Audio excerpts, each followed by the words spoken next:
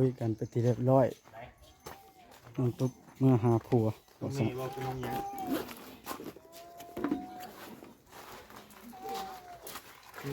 เข่าช่องชอบบานนี่ ป้าพายชื่อมานี่น้องแต่ ดำหน้าได้ สบายดีเด้อ ก็ได้เห็นหน้าก็ได้เข่า น้องตุ๊กไปใส่ก็ตอนนี้ เป็นเมื่อบ้านย่ามัน เมื่อก็พ่อจ้อยปะอ้าวต่อ มึงเอาเครื่องบ่ น้องมาเว้ากัน ว้าวให้นั่นแหละคนมือคนยามแล้วได้เนาะ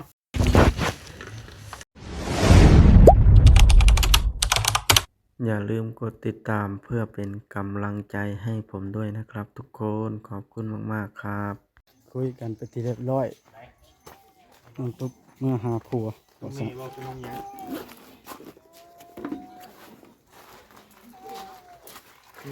เข่าช่องชอบบานนี่ ป้าพายชื่อมานี่น้องแต่ ดำหน้าได้ สบายดีเด้อ ก็ได้เห็นหน้าก็ได้เข่า น้องตุ๊กไปใส่ก็ตอนนี้ เป็นเมื่อบ้านย่ามัน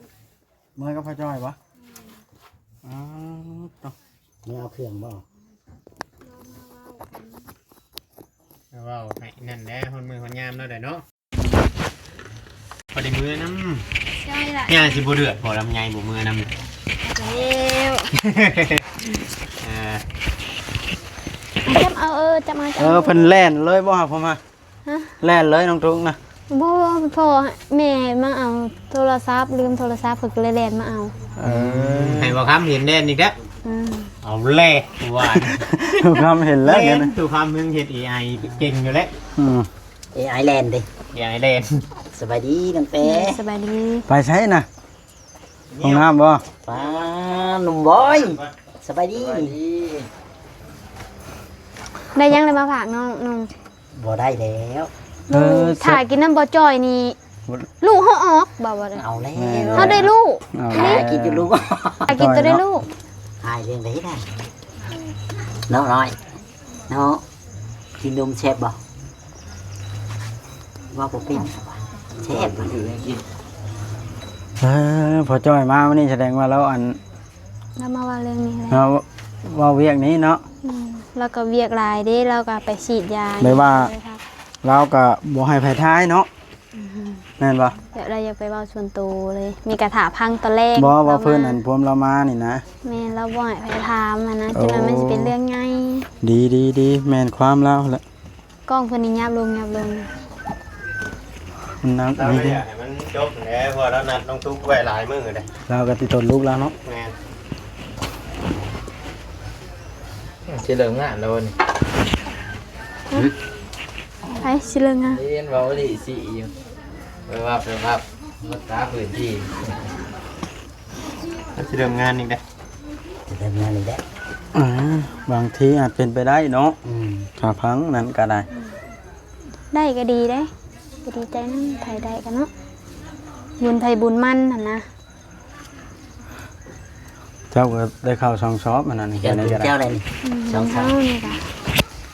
ฉันจะกินน้องเต้ จะต้องมีสายแม่บ่วดคล้องใช่มั้ยพอได้เอาไม้จะใส่ บ่เลย อีหยังเด้ไอ้หลักกินดีๆนะอ่ะ ถามตัวเอง ไม่ฮะ ถาม ถามยังไปต้องการบ่แม่ ไปน้ำกันเนาะไปน้ำกันมาน้ำกันบัด เจ้าใหญ่จามยังเนาะ แจ็คใหญ่ทามเนี่ย บ่แม่นว่าถามก็เป็นได้ไปกินนะแซ่บบ่เท่านั้นแหละ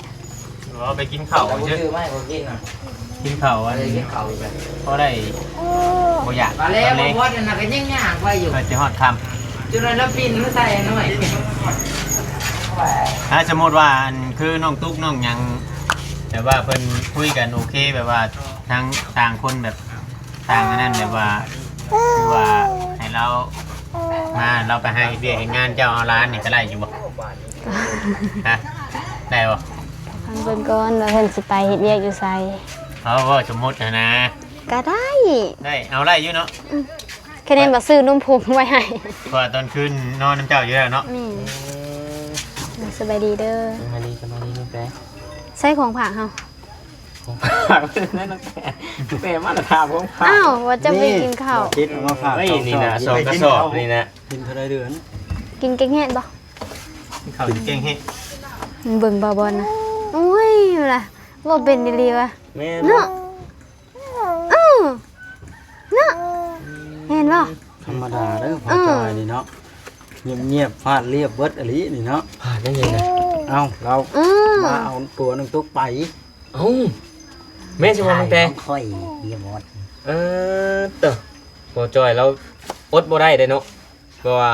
ต้องเอาไปคุยให้จ ต้ บ องเอาไปคุยให้จบแบบนี้บ่ ให้ฮู้เรื่อง สิเอาบ่เมียหรือสิบ่เอาแบบนี้บ่ ออกไปจะโดนบ่ เอาจะ วันนะ บ่โดนปานใด แสดงว่าเฮาเห็นเฮา คือบ่เห็น บ่ ใช่ ได้ ไหม แนมเฮาบ่ได้แนม บ่ยั เรา น เมียนส่วนกับเจ้านี่ บ่ ว่า บ่ จ้า บ่ชวนเนาะยันตอนเฮายังอยู่ห้านพวก อยู่ เขา หั่น ขี่รถไว้เติบไรผู้จอยกัน ถ้าอยู่หั่นไม่เห็นแล้วเนาะ ผมจนเปิดเนาะ โอ้ย เออ ค่อยนั่นถ่ายคลิปจบคลิปหนึงอยู่เราฮอดบ้านนา ปัดตอ อันคอยอยู่เพื่อนตู้โชมนะ ดีโว้โม่เนาะ บ่ฮัน โอ้ นี่บ่ เจ้าว่านั่นบ่ น้องอยู่แล้ว ตะกี้คอยคิดว่าเราสิฮอดแถวโรงเรียนโรงยางนี้ตอนคอยขี่รถตามหลังเราตอนนั้น น้องตุ๊กกลับไปแล้ว เอากลับไปแล้วเพิ่นสิกลับมาอยู่บ่ ตะแรงก็มา ตอนแรกอันนี้คือพอจอยพาไปหาซื้อ แม่น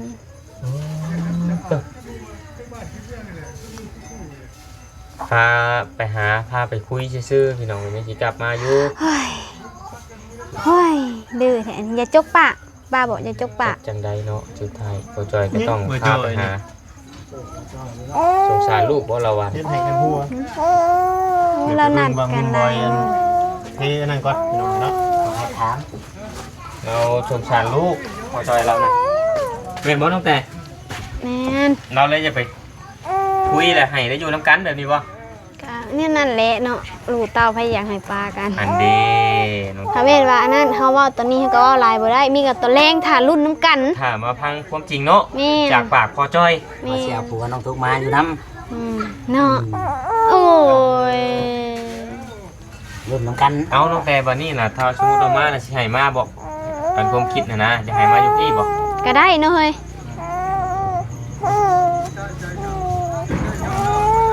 มา น้องแต่ได้ในถังน้ำก้อนมาแต่ใช้นี่คือถังแท้นี่ ชื่อ เท่าไหรนี่น้องแต่ เท่าใดก็เตะ ฮะ 200,000 บังถักหลีพี่น้องไง นี่ครับเตียงน้อง มันยังมาจอย น้องแต่ได้เตียงน้อง แหมแต่ละคนน่ะมาเที่ยวเวียนบนกับที่นอนเจ้าน่ะ ใครก็อยากได้ บอกเพิ่นแน่น้องแต่ไปเบิ่งในห้างทั้งหลายสิเนาะ จะบอกข่อยว่าช่างหัวว่าจิตแก่มื้อแล้ว ขักบ่บ่ยังใช่ ฮะ ขักน้อง ครับ ช่างน้องตุ๊กนี่เอาพักก่อนเนาะที่อยู่ซื่อบ้าน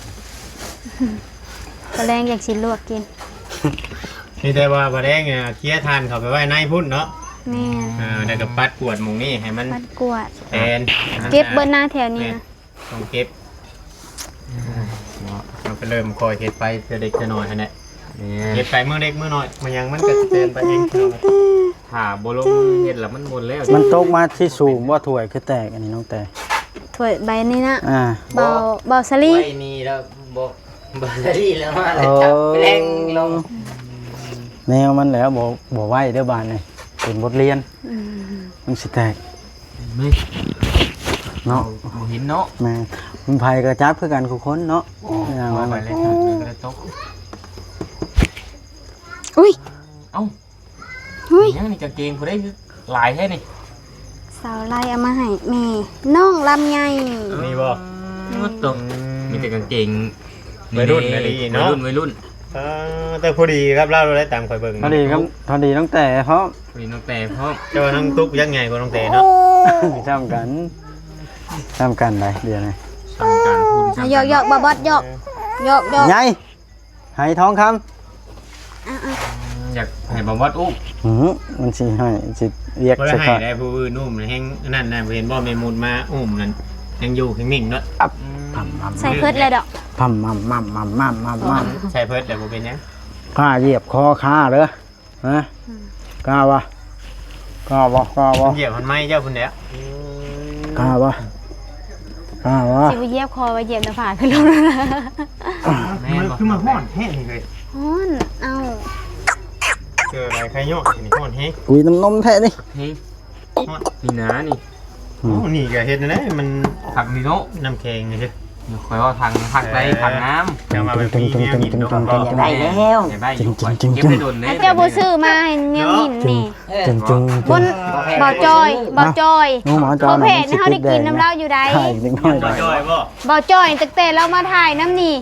เด้อค่ะเฮามาตั้งแต่บ้าน ไอ้ ผัว บ่มีเงินเนาะ บ่มีเงินเจ้าก็บ่ได้มาแหละเจ้าต้องบ่มีเงินเติมน้ำมันรถแม่นเจ้าบ่มีเงินเนาะ น้ำแต่เดือดยังบ้านเนี่ย เดือดใช้จอ ให้บ่จ้อยเรื่องไหน ฮะ ให้บ่จ้อยเรื่องไหน ตั้งแต่เฮามาตั้งแต่บ้านผัวเฮายังบ่เคยได้กินหยังน้ำเรา เราบ่ได้คอยมาเด้ คอยไว้ค โอ้ อยมาย เด้ น้ำแต่เจ้าก็ได้ เจ้ามาเงินเจ้าก็ซื้อมาให้เฮากินแน่ ชื่อหยัง ซื้อน้ำซื้อหยังแล้วมากินมันแห้งฮ้อนนี่ ซื้อพ่อแพทย์ น้ำก้อนนี่ โอ้ยน้ำก้อนมีแล้ว เดือดสิกันนี่ เจ้าพาเดือดเลยจะมาบ่ได้ว่า ผู้ใดสิว่าเดือดจักเทื่อ เว้าเรื่องจริงเนาะห่าน พอแผดชื่อว่าพอแผดให้ยินก่อน แม่นบ่พอลูกแพทย์ ฮะบ่ยอกดูไง ฮอนเอา สิเป็นจะเรื่องเดือดบ่ได้ได้พี่น้องเนาะ กามุดชม หน่อย FC เพิ่นว่าเดือดอีกแล้ว FC เพิ่นดราม่าเลย นี่ก็ว่าเดือดนี่เนาะ นี่ นั่งอยู่ซื่อก็ว่าเดือด เป็นให้เด้ นั่งหายใจลิ้นก็ว่าเดือดนี่ว่าติเอาไว้ให้นี่ มา ให้พ่อแพทย์กินนม เอาคุยกันเด้อก่อนสิขึ้นไปเบิ่งสร้างเฮ็ดเครื่องเฮือนน้องโอ้ยก่อน โอ้ยบ่มามาแต่ก่อนสิคือตามตึก ไว้อาย จั นะ กนั่นนี่น้องแต่จักบวงนี่นุ่มแม่บ่ นี่ จั เป็ บ น นม ไปก่อนพี่น้องเอ้ย ขวด ไปเบิ่งถึงเทิงกันน้องตุ๊กเพิ่นกำลังเมื่อทาทางข้าวเพชรจ้อย มารอบแรงแล้วคาราสิมาก็ได้คาราสิบ่กล้ายไปบ่อนเฮ็ดเวียกเราเลย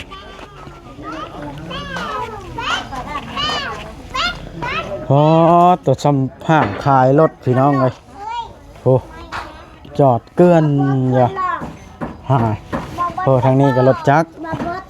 1 2 3 4 5 6 7 8 9 10คันรถจักรโอ้ยเทโตก็ได้ใช้กินแล้วขนมเช้านี่นะย่องอีกละ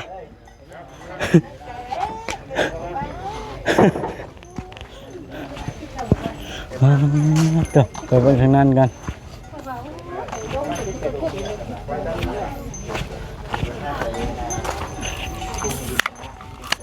โอ้น้องโอเราพักผ่อนนะบ่นะครับ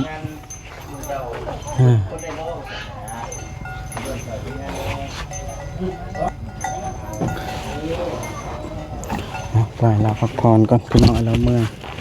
หลายมื้อแล้วเรากระดานบ่ได้พักผ่อนขึ้นจังได้อันนี้ขึ้นแนวใด โอ้ยยานดิ ฮะสบายดีนี่อ้าว บ่เชนตุ๊กคือไงนี่ อันนี้ได้ข่าวบ่ได้ฮักบ่เอ้ยอัตตะจะได้สิขึ้นได้ดิเฮ้ย เอ้าก็ขึ้นมาได้นี่จริงอยู่ดินี่ อันนั้นมาบ้านนี่ก็สิสัมภาษณ์ว่าอันจิตนี่สบายดีข้างสบายดีเด้อวัตถุท่านนะฮะเอาเลยได้ยังอันโซแพทย์นี่เบิ่ง มีสัญญาณเนาะมีสัญญาณไหม โอเคขอบใจ บอกให้อันสร้างอันเฮ็ดคันใดก่อนว่าแล้วพัด ลุง บ่เฮ็ดมันก็ขึ้นยากละบาทนะเห็นบ่ลาย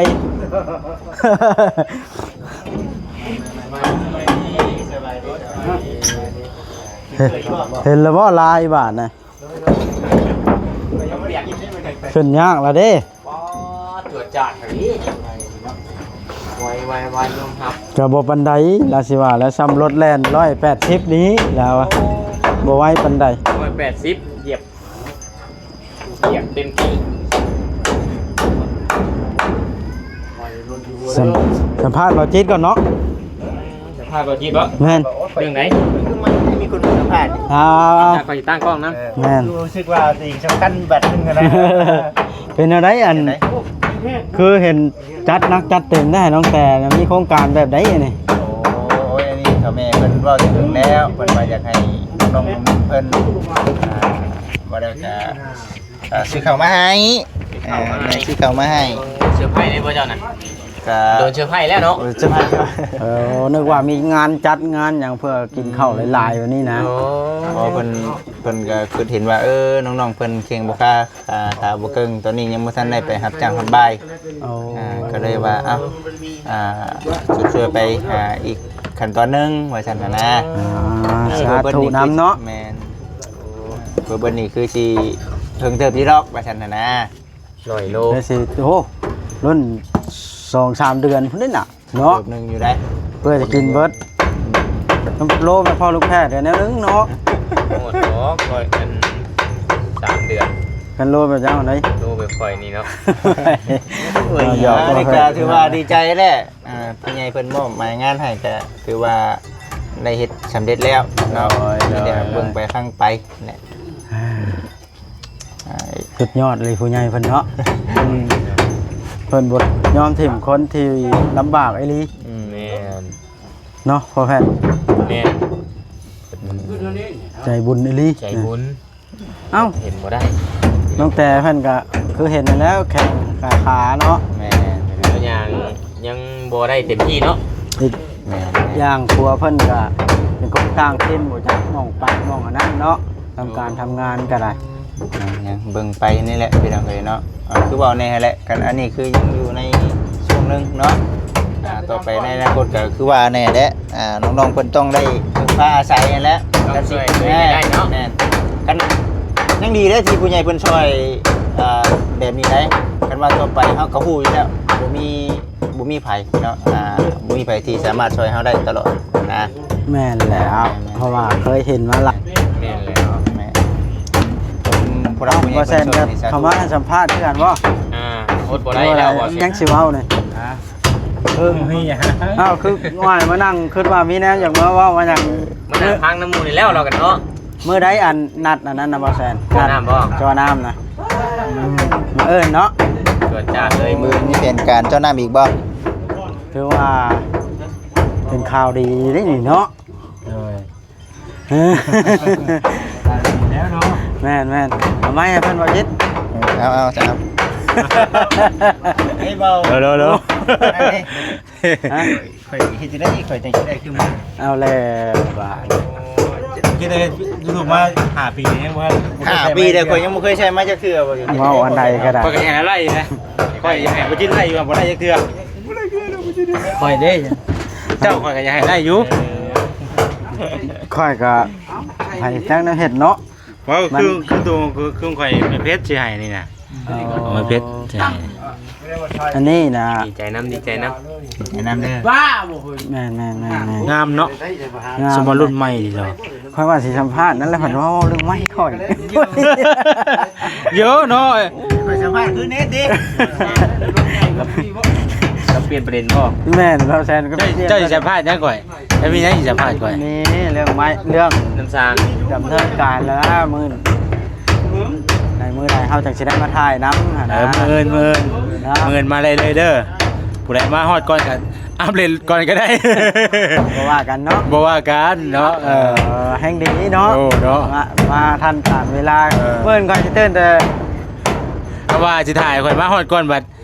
จะว่าสิถ่ายข่อยมาก่อนจังถ่ายลงกะ บ่เฮ็ด เจ้าไม่คลิปลง เพิ่นก่อนสิมาตั้งแต่ 10:00 นเช้า ว่าเช้าบ่นี่น่ะ แปลว่ายังบ่ทันมาเวียงหรอก แม่นบ่ เออบ่ทันเลย บ่เวียง3คลิปแล้วเนาะ ท่านมาเวียงนี่โอ้นั่นกลัวอีกเวียงน่ะ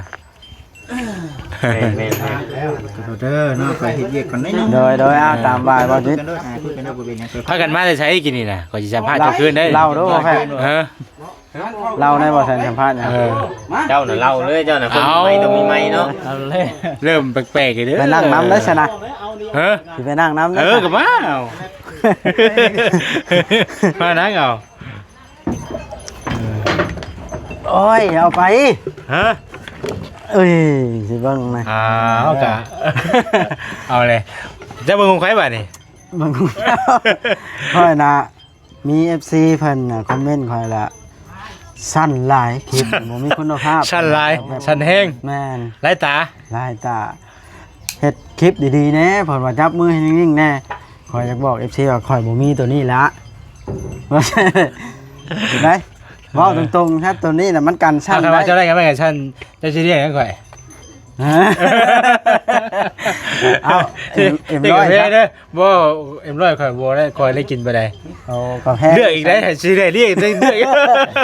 เลือกแล้วกินอีกได้ดิ กระทิงแดงบ่ อวิชอน ปอเด้อเอาไปช้อนในเจ้าเท่าไหร่ตุ๊ 46 ปอ ตัวปั้นเนาะ บ่38,000 ตัวปั้น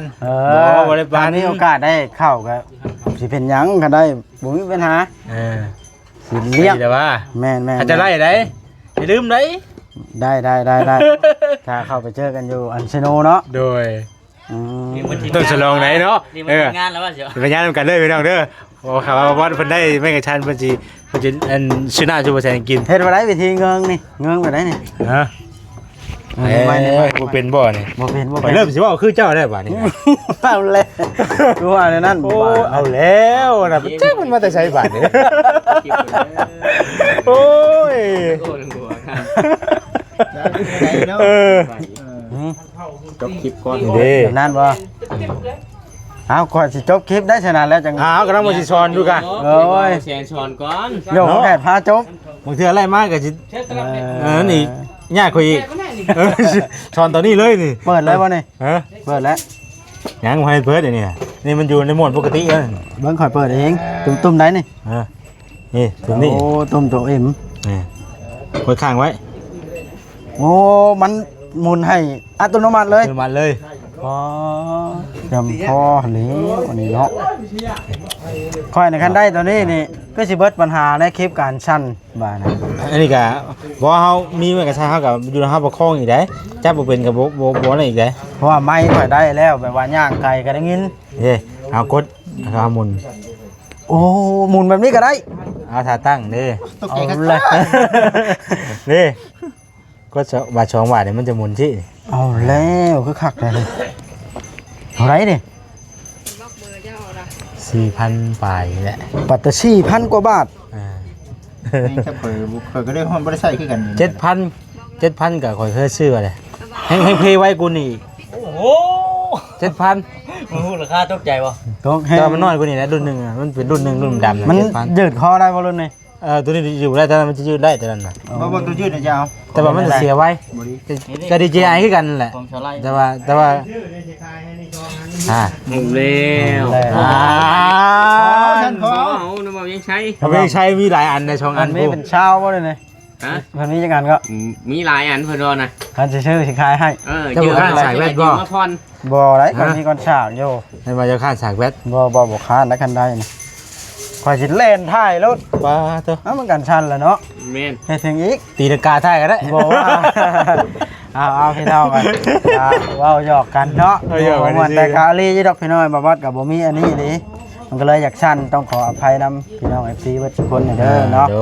โดย สำหรับคลิปนี้ก็มันยืดยาวพอสมควรแล้วได้บ่ใช่ไหมแม่นๆทางเฮาก็สิได้จบคลิปแล้ว จบ เนาะ เนาะอะไรก็ขอให้ได้เด้อ โดยสบายดีสบายดี เด้อพี่น้องเด้อ นี่เมื่อกี้เด้อ สบายดี เด้อเฮ็ด สบายดี